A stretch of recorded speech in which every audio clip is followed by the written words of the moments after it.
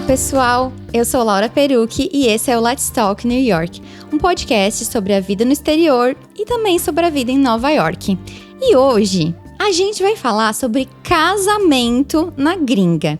E para isso, eu tô aqui com uma expert no assunto, minha amiga Crisiele Oliveira. Oi, Cris! Oi, Laura, tudo bem? Seja bem-vinda ao podcast. Obrigada por topar participar. A Cris, ela tem uma empresa chamada Noivas em New York. Eu conheci ela bem no comecinho, quando eu tava morando em Nova York. Eu tava procurando pautas e descobri o Noivas em Nova York. Na verdade, é Noivas em New York, né? Uhum. Chamei elas, vamos conversar, quero saber mais sobre como é comprar o vestido e tal, porque elas têm assessoria de vestido de noiva para as brasileiras que querem vir para cá comprar o vestido de noiva. E faz quanto tempo que vocês começaram a trabalhar com casamentos também? 2 anos. 2 anos. Eu queria que antes da gente começar a falar, que tu contasse um pouquinho da tua história. Como que tu veio para Nova York e como que tu começou a trabalhar com esse ramo dos casamentos? Porque eu acho que a tua história é bem interessante e quem sabe inspira alguém Outras também a pessoas, empreender. né? Legal. Eu não tenho nada a ver com casamento antes, eu sou advogada no Brasil. Mas meu noivo era daqui, hoje meu marido. E tudo começou com o meu casamento, que minha mãe morava aqui, eu vim visitá-la. E eu casei no Brasil, então eu tava vendo todas as coisas por lá. E eu falei, por que não ver o vestido em Nova York? E foi, assim, uma surpresa pra mim, porque eu não tinha ideia, né, de que poderia primeiro comprar um vestido. Nunca tive essa ideia, porque no Brasil a cultura é do aluguel. E foi muito legal, porque o preço era bem menor do que eu tava vendo no Brasil. Então, na época, minhas madrinhas vieram pra cá, me ajudaram a escolher o vestido. Até hoje, uma delas é minha sócia, Beatriz. Na época, óbvio, me casei no Brasil, mas vim morar aqui. Então, eu falei, a gente tem que fazer alguma coisa pra ajudar as noivas brasileiras a encontrar isso também, porque isso é muito bom. Então, começou aí. Nosso trabalho com a Noivas começou com assessoria de vestido. E a gente teve muita procura desde então para casamentos na cidade. Então, né, com a convivência com profissionais, com o mercado, a gente foi conhecendo tudo aos poucos, mapeando a cidade. Então, há 2 anos a gente se sentiu confortável para dar esse próximo passo e falar, agora a gente organiza casamentos também. Uhum. Mas foi assim, resumidamente, a minha história. Hoje, né, eu tô no meio, assim, do universo de casamentos. Então foi basicamente, tu descobriu uma coisa maravilhosa que é, nossa, vestido de noiva que vale muito a pena, eu preciso compartilhar isso com o mundo. Exatamente, eu né? quero auxiliar, né, assim, passar o que eu vivi aqui para outras pessoas, porque a cidade tem um mundo de opções, né, para todos os gostos e bolsos aqui. E aí, falando de diferenças culturais, eu pedi para vocês mandarem perguntas lá no Instagram. Eu tava falando pra Cris antes de começar que eu fiquei muito surpresa com o tanto de perguntas que vocês mandaram. Então, vou começar a fazer algumas perguntas. Uma que apareceu mais de uma vez é mais comum um casamento diurno do que noturno, no geral? Aqui, tanto a gente vê pelas inspirações no Instagram, né? Casamento americano, 90% você vê essas inspirações de casamento diurno. Não tem uma regra, assim, por quê? Mas eu acredito pela fotografia, primeiro, né? E pelo custo também. Porque geralmente os americanos casam em parques, em casas, não é tanto em local fechado, né? Então, geralmente, quando a gente vê casamentos noturnos, são em locais fechados, obviamente, né? Que durante o dia também é óbvio que dá para ser em local fechado, mas eu acho que é pelo custo também. Então, 90% dos casamentos americanos são durante o dia. Mas se a gente observar, por exemplo, casamentos de celebridades que, teoricamente, não existe problema de budget. Com dinheiro, né? Eles também casam de dia. Então, eu acho que tem um pouco de cultura aí no meio, né? Eu, assim, como tradição. fotógrafa, eu posso falar pela fotografia. Assim, porque eu acho que a diferença, assim, brutal. Com a fotografia, certeza. né, de dia e da noite.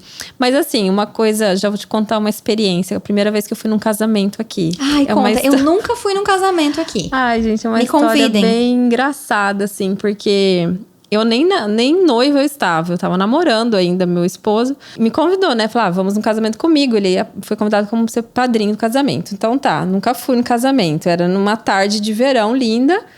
1h da tarde estava marcada a cerimônia do casamento e às 7 da noite a recepção. Começando por aí. Eu falei, como assim, né? Mas tudo bem, era numa igreja, fui lá, vestido, salto, me arrumei, maquiagem, cabelo, aquela coisa que a gente faz, né, como brasileira. Ai, meu Deus. Já tô olhando pra cara da Laura dando risada. Sem brincadeira, depois da noiva eu era a convidada mais arrumada do casamento. Sério? Assim, eu não vou falar que é regra aqui, mas assim, tinha gente de chinelo e calça jeans. Por quê? Não é regra, viu, gente? Por favor. Mas, tô contando no que eu fui. Eles marcam, muitos casamentos marcam a cerimônia bem antes, porque eles fazem a sessão de fotos com os padrinhos, eles vão para outros lugares fazer as fotos. Então, eles têm um gap, assim, um intervalo muito grande entre a cerimônia e a recepção, que também eles chamam de cocktail hour, né? Então, vai lá os convidados para o local, ficam não todo esse tempo, né? Nesse caso, eu tive que voltar para casa e ficar esperando dar o horário do coquetel, que era tipo 1h30 antes da recepção.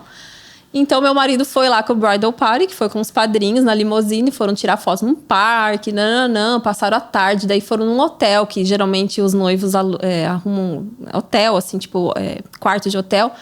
Ficaram, tipo, uma party, assim, e pra ir depois pro cocktail hour. Aí eu fui pra casa, quando eu cheguei no cocktail hour, tipo assim, com a mesma roupa, né? Aí a galera foi se arrumar. Eles voltaram pra casa pra se arrumar. E aí eu lá com o mesmo vestidinho, né? Mas aí eu já comecei a notar a diferença que existe no casamento americano. Então, não é regra, mas assim, é muito comum você ter a recepção, a cerimônia de manhã, por exemplo, no começo da tarde, e a recepção lá no final da tarde, no começo da noite.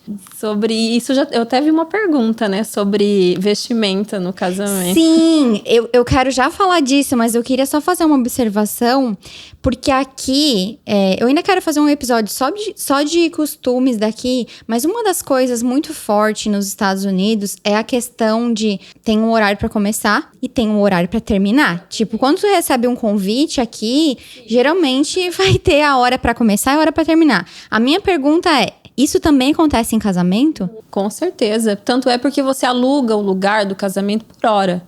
Então, ninguém quer pagar hora extra. Isso também tem no Brasil, né? Mas o Brasil é um pouco mais flexível. Às vezes o local é até acabar a festa, até a madrugada. Aqui não, aqui são 3 horas, 4 horas. Então é por horário que você aluga o local. Toda vez que eu vou num evento que tem um horário pra acabar, tipo, as pessoas elas já sabem que vai acabar, elas já vão sair. Sou brasileiro que fica conversando até o final. Elas são programadas pra sair, é muito incrível. Mas voltando à questão das vestimentas, que perguntaram muito sobre isso, né? Sobre como que as pessoas se vestem, perguntaram se... Porque assim, eu vou ter que ser muito sincera agora aqui. Eu acho que no Brasil, muitos casamentos, principalmente esses que a gente acaba acompanhando pelas redes sociais, virou assim uma competição de quem vai ter o look mais lacrador. Mas eu acho que às vezes existe um exagero de tudo, tanto da roupa quanto da maquiagem. Como que é essa questão aqui? As pessoas... Existem esses casamentos super, hiper, mega chiquérrimos? Não, existem, claro. Eu acho que o céu... Principalmente aqui, o céu é limite, né? A gente tá falando de classe AA, igual no Brasil. Sempre me perguntam, né? Um orçamento de casamento aqui. Então, tem os casamentos milionários aqui. Tem casamentos ricos e as pessoas se vestem muito bem, entendeu? Mas, falando na média... Assim, não é como a gente se veste no Brasil, os casamentos. Porque, ainda mais casamento à noite, né? Que se requer, assim, entre aspas, um vestimento mais fino, assim, mais formal, que geralmente é o caso do Brasil. As produções no Brasil são, assim... São baile assim, de gala, né? Nem as madrinhas aqui, né? Que digamos que teriam que estar mais arrumadas, não se arrumam como as convidadas no Brasil. Eu acho que se tu vai numa loja de vestido de festa aqui, tu já consegue perceber a diferença. Não existem bordados, muito brilho. Eu vejo pouco isso. É mais tecido fluido. Geralmente existe uma orientação de dress code... Ou tipo, como é que faz? Se tu é convidado de que nem o que aconteceu contigo. Pois é, eu não tinha noção nenhuma, né? Mas geralmente no convite vem escrito. Se eles querem, se os noivos desejam, eles colocam qual é o dress code, assim. Então existem sim esses casamentos aqui, mas não é a média que a gente vê. Tipo, você vai ser convidado para um casamento aqui, você não se preocupa tanto com a vestimenta como a gente se preocuparia no Brasil, entendeu? já que a gente tá falando das roupas, a questão das madrinhas, né? Perguntaram sobre essa tradição das madrinhas se vestirem todas usando a mesma cor ou iguais. Eu lembro de uma noiva que eu atendi pra ti que queria levar todos os vestidos iguais daqui. De presente. O meu casamento, as minhas madrinhas foram iguais. Acho que elas me odeiam hoje. Tava meio que no auge. Ainda tá um pouco na moda isso no Brasil. Mas se você conversar com os coordenadores de casamento aqui, os wedding planners, eles já dizem que isso tá caindo. Que isso não é uma tradição mais assim, que tá no auge. Primeiro que assim... tem diversas formas de como você vestir, entre aspas, suas madrinhas. Hoje, o que elas acabam fazendo é escolhendo uma paleta de cores, por exemplo. Tá usando muito estampado, dando uma variada com brilho, mas você consegue ter uma coordenação visual numa paleta de cores. Não é mais aquela coisa... todo mundo de roxo, por exemplo. Você conhece a David's Bridal aqui, que é uma loja, que é uma rede, tem quase todas as cidades americanas, e eles trabalham muito com isso ainda. Então, se você... mas Cris, eu quero vestir minhas madrinhas iguais. Você vai conseguir aqui, é de muito fácil acesso. Ainda essa tradição, assim, e essa forma de vestir as madrinhas aqui. Mas eu falo assim, que no Brasil, a gente sempre teve resistência com essa ideia, mas pegou, eu acho. Mas já tô falando que tá caindo aqui. Ainda no Brasil vai levar um pouquinho de tempo. No Brasil, acho que vai levar um pouco de tempo pra cair, assim. Aquela flor que as madrinhas usam no corsage. Pulso. O que é aquela flor? Qual é a explicação? É uma tradição francesa isso aí, na verdade. Veio de longe, mas para diferenciar as madrinhas dos outros convidados. E assim, você pode também presentear, que isso é um presente, na verdade, que as madrinhas ganham, de você, né, enfim, tá participando do Bridal Party. Bridal Party, que a gente fala muito aqui, são as madrinhas, e é o conjunto de madrinhas e padrinhos de casamento. Então, falar, vamos fazer as fotos do Bridal Party, significa madrinhas e padrinhos juntos.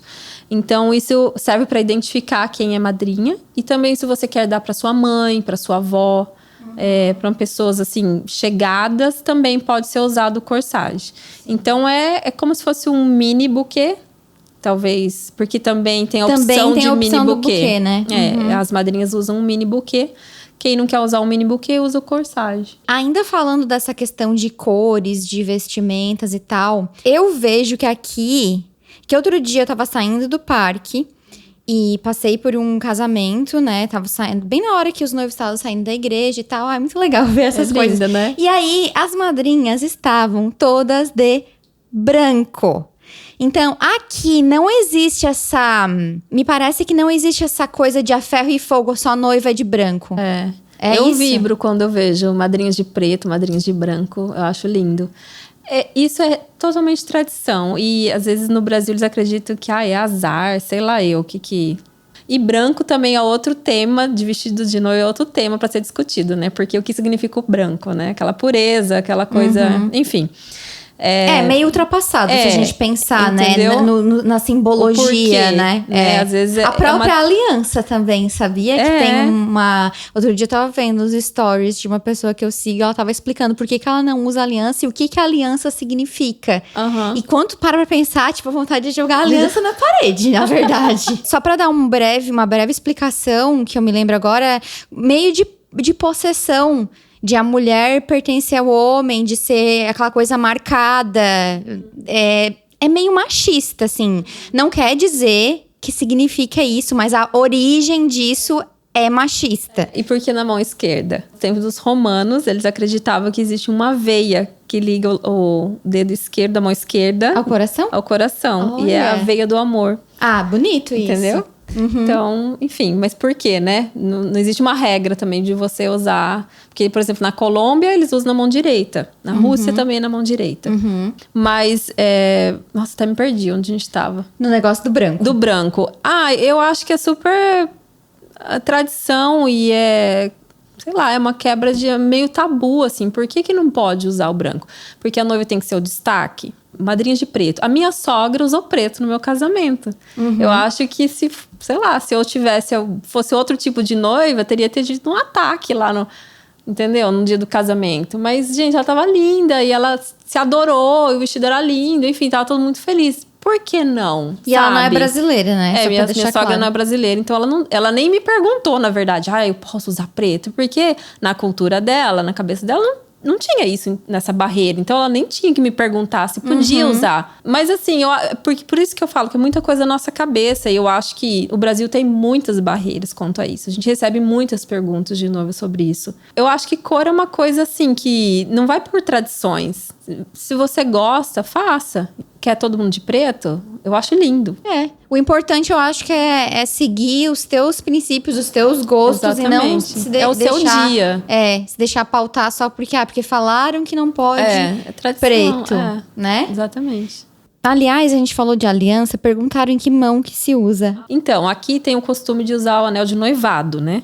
Que Sim. O noivo pede, né? O cara pede, a pessoa em casamento e dá um anel de noivado. Isso no Brasil, te falar que tá virando moda, ou se já virou moda, mas porque a gente só troca aliança no Brasil, né? Quando você vai fazer um noivado, você troca aliança, não tem o anel de noivado. Então, o anel de noivado aqui, geralmente é um diamante, e que geralmente, por curiosidade, ontem eu pesquisei qual é o custo médio de que gastam, $7.800. É a média que o americano gasta no anel de noivado.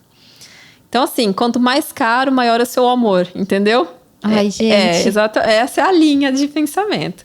Então, ele é na mão esquerda, que é colocado. No dia do casamento, ela pode colocar na mão direita para receber a aliança na mão esquerda. E depois ela troca, então é usado os dois na mão esquerda.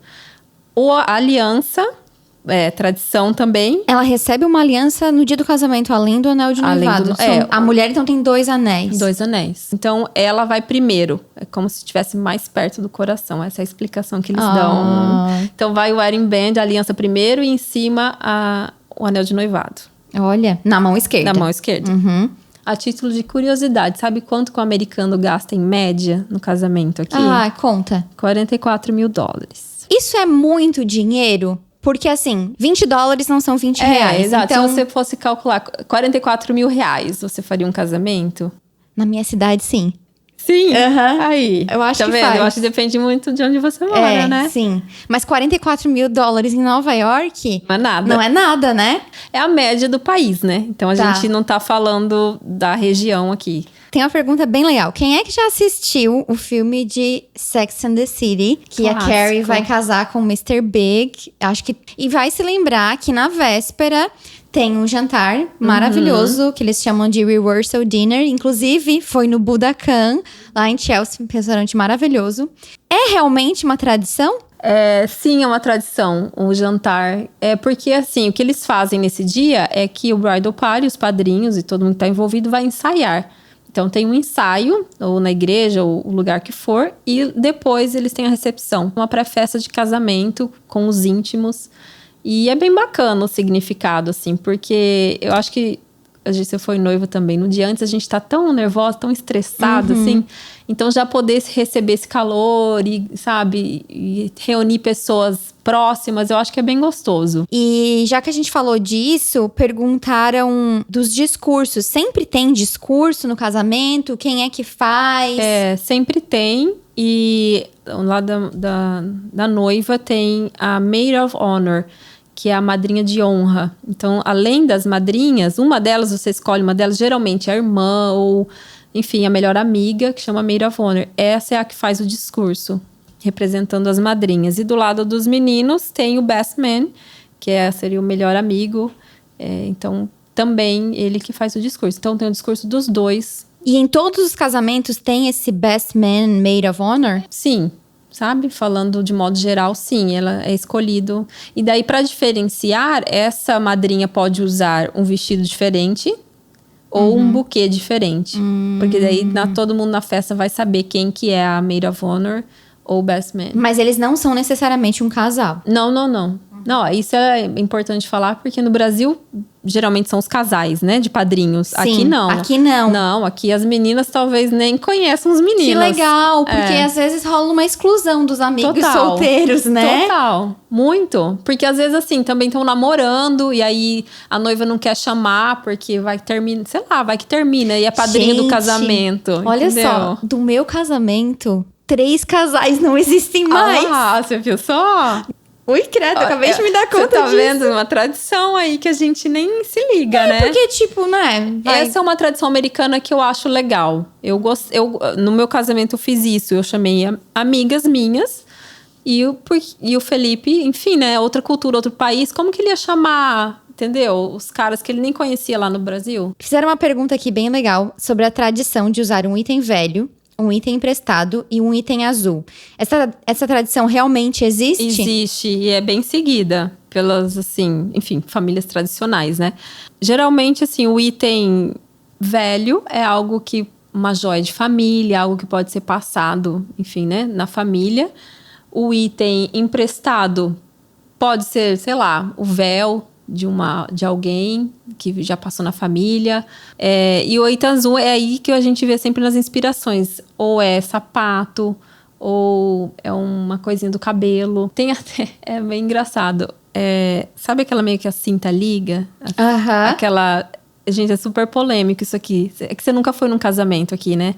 Me deu branco no nome do negócio agora. Ela não tá conectada a nada, não. ela é só na perna. Assim, como se fosse uma pulseira de perna. Exato, esqueci totalmente o nome agora. Geralmente elas usam isso azul também. Mas é como na hora, tipo, de jogar o buquê, o que acontece? O noivo vai e tira essa fita da perna. Tem umas maneiras muito, assim, pra mim, horrorosas de ser tirado. E é só a festa. Tipo, vai lá, a menina senta e vai o homem lá com a cabeça embaixo do vestido e tira com a boca. Sabe Ai, assim? que desnecessário. Ai, gente, eu já fui em casamento aqui, já vi isso.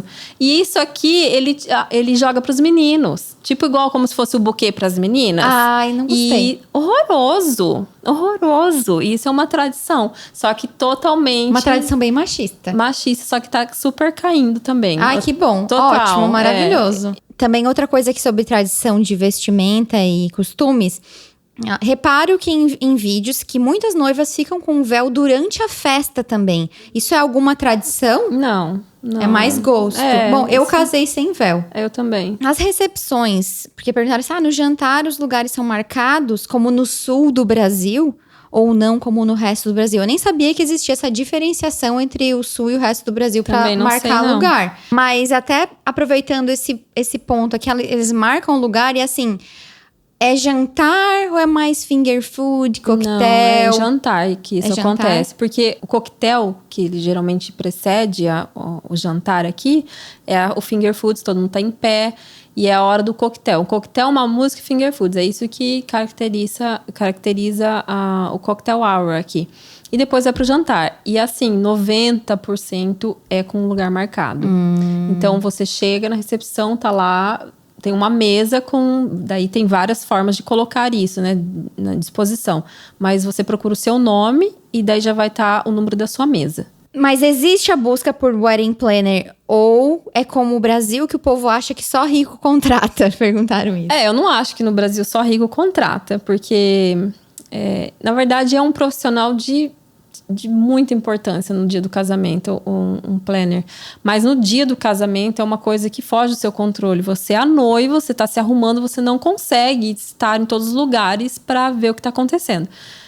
No meu caso, eu contratei a cerimonialista para o dia do casamento e aqui também acontece isso. Então, tem o Wedding Coordination, que faz todo o processo todo do casamento, e o day off, que eles chamam, que é no dia, a coordenação do dia. Mas não é só rico que contrata, não. É super comum e eles tratam aqui como uma peça tipo fotógrafo, assim, Entendi. sabe?